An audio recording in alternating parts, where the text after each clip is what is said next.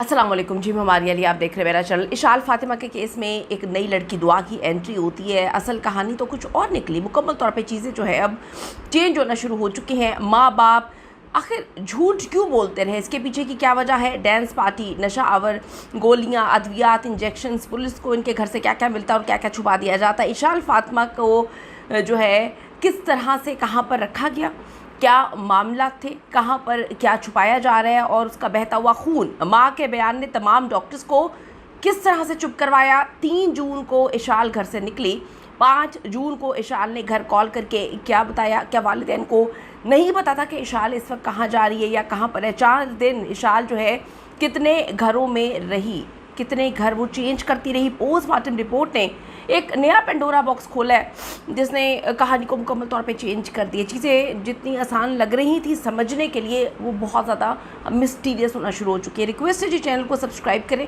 आपकी सपोर्ट की हमें बहुत ज़्यादा ज़रूरत रहती है और आपने इस वीडियो को आखिर तक ज़रूर देखना है। जो कहानी रोल नंबर स्लिप से शुरू हुई थी वो मुकम्मल तौर पर जो है मुख्तलिफ मोड़ पर से गुज़रती हुई लेती हुई अब पंजाब फोरेंसिक साइंस लैब पहुँच चुकी है।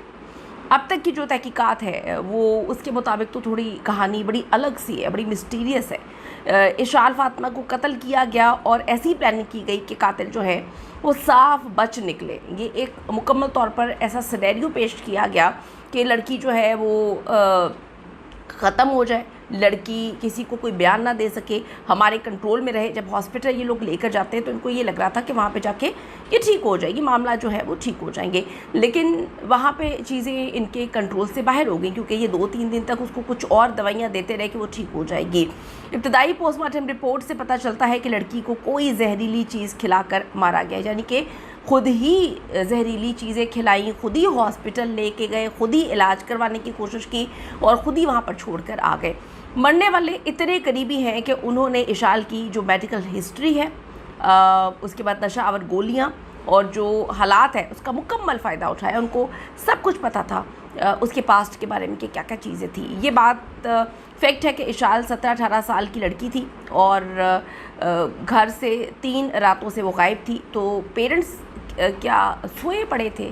बड़ी मिस्टीरियस सी बातें हैं, माजरत के साथ जिनको बुरी लगेगी, लेकिन सच्चाइयाँ हमेशा बुरी होती हैं, कड़वी होती हैं, तकलीफ़ें होती हैं। मैं पहले ही माफ़ी मांग रही हूँ, लेकिन सच्चाई तो ये है कि वालिदैन कहाँ पे सो रहे हैं। जिन बच्चों के साथ इतनी मिस्टीरियस चीज़ें होती हैं या जिन बच्चों को के मासूमपन का, भोलेपन का या अकेलेपन का लोग फ़ायदा उठाते हैं, उनके वालिदैन कहाँ पे होते हैं? उनके वालिदैन ने क्यों मादर पिदर आज़ाद छोड़ा होता है? क्यों अपने बच्चों से गाफिल होते हैं? क्यों बेहोश होते हैं? क्यों उनको पता नहीं चलता कि हमारा बच्चा कहाँ है, हमारे बच्चे के साथ क्या हो रहा है? क्यों हम उनके मरने का इंतज़ार करते हैं और गलत हाथों में जाने का इंतज़ार करते हैं? यहाँ ये बात भी सामने आई है कि इशाल 3 जून को घर से कपड़े लेने निकली और फिर 5 जून को उसने घर कॉल भी की थी। अब जब 3 जून को निकली है, 5 जून तक वो नहीं आई, कहाँ थी, क्या मामला है? क्या वो इस तरह से जाती रहती थी? अगर जाती रहती थी तो क्यों नहीं उसको रोका गया? पुलिस के मुताबिक ये क्लियर है कि लड़की घर से बाहर कई दिन जो है उसके लिए अकेली निकल जाया करती थी और इसलिए वालिदैन को शक नहीं हुआ, वालिदैन को अंदाज़ा ही नहीं हुआ, वालिदैन को पता ही नहीं चला कि क्या मामला था, क्योंकि ये पहली बार नहीं थी। लड़की तो अक्सर जाती रहती थी, वो भी अकेली। अब जो हौलनाक इंकशाफात सामने आ रहे हैं कि 4 दिन इशाल फातिमा के साथ जो है वो क्या क्या होता रहा। पुलिस को मौसूल होने वाली इब्तदाई मेडिकल रिपोर्ट के मुताबिक मुतासरा लड़की के साथ ज़्यादती की तो तस्दीक नहीं हुई। ये इब्तदाई पोस्टमार्टम रिपोर्ट है। रिपोर्ट में इब्तदाई तौर पर यह ख़दशा ज़ाहिर किया गया है कि तालिबा की मौत की वजह किसी जहरीली या फिर नशा आवर चीज़ का इस्तेमाल हो सकती है। यहाँ केस में एक दुआ नामी लड़की भी शामिल होती है। क्या इशाल फातिमा 3 दिन दुआ के घर रही थी? वालिदैन के मुताबिक इशाल की दोस्त का 11 साल छोटा भाई जो है उसकी इलेक्ट्रिक स्कूटी पर इशाल को लेने आया था। वालिदैन बड़ी सिंपल स्टोरी सुना रहे हैं। वालिद ने दावा किया कि उनकी बेटी अपनी दोस्त के घर पहले भी कभी कभार रात गुजार लेती थी और 5 जून की सुबह इशाल ने फ़ोन पे अपनी वालदा से रब्ता किया था और बताया था कि वो दोस्त के घर है और बाद में वो खुद ही वापस आ जाएगी। इशाल फातिमा 4 रोज़ से लापता थी। पीर को कुछ नामालूम अफराद उन्हें इंतहाई तशवीशनाक हालत में, बेहोशी की हालत में गाड़ी के ज़रिए जो है वो झंग के एक निजी हॉस्पिटल में छोड़ कर फ़रार हो गए थे। इशाल फातिमा के मैदे से हासिल किए गए नमूने मजीद गहरे तज्ज़िये के लिए लाहौर में पंजाब फोरेंसिक साइंस लेबॉर्ट्री भिजवा दिए गए हैं ताकि असल हक़ाइक़ सामने आ सके। इब्तदाई तहकीकात में ये भी बात सामने आई है, ये वारदात मुकम्मल प्लानिंग करके की गई है। पुलिस के मुताबिक इब्तदाई तौर पर मौत की वजह जहरीली या फिर नशा आवर चीज़ के इस्तेमाल का खदशा पुलिस ने जाहिर किया है। जो इनिशियल एग्जामिनेशन है उसके मुताबिक इशाल फातिमा से ताज़ा जिनसी ज़्यादती के आसार नहीं मिले हैं। ताज़ा जिनसी ज़्यादती की बात करूँ, आसार नहीं मिले, लेकिन जो इसकी कंफर्मेशन है फोरेंसिक रिपोर्ट में हो जाएगी कि कहीं इन जो नशों को मिटाने की कोशिश, ये जो निशान थे और ये जो चीज़ें थी सारी, इन चीज़ों को मिटाने की कोशिश तो नहीं की गई। जहाँ तक खून बहने का जिक्र है उसे मंथली साइकिल जो है करार दिया जा रहा है और डॉक्टर्स के मुताबिक इसकी तस्दीक इशाल फातिमा की वालदा ने भी की है कि उनका मंथली साइकिल था, तो वो जो खून थी वो उस हवाले से थे।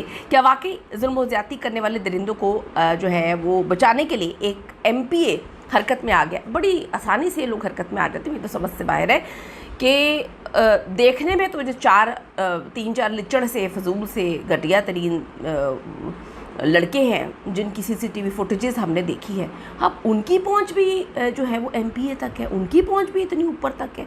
यानी कि पता नहीं क्या हो रहा है इस मुल्क में। मेरी तो समझ से बालातर है, हर नशेड़ी के, हर कातिल के पहुंच कहीं ना कहीं ऊपर नीचे निकल ही आती है।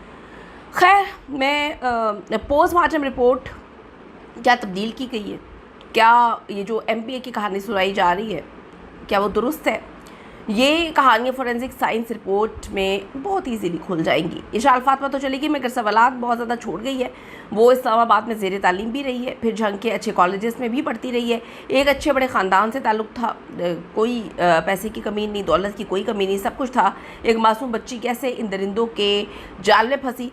जो लोग कहते हैं कि जी इतनी छोटी नहीं है, बड़ी है, जो है उसको इतनी समझ नहीं है, देखिए मेरी बात सुने, हमें थोड़ा सा समझने की ज़रूरत है। खुदा के लिए प्लीज़ विक्टिम ब्लेमिंग हमें नहीं करनी चाहिए। हमें एक बात सोचना चाहिए, तस्वीर का दूसरा रुख देखना चाहिए। क्या कोई ऊपर से जो है गलत काम सीख कर आता है? क्या कोई ऊपर से ख़राब होकर आता है?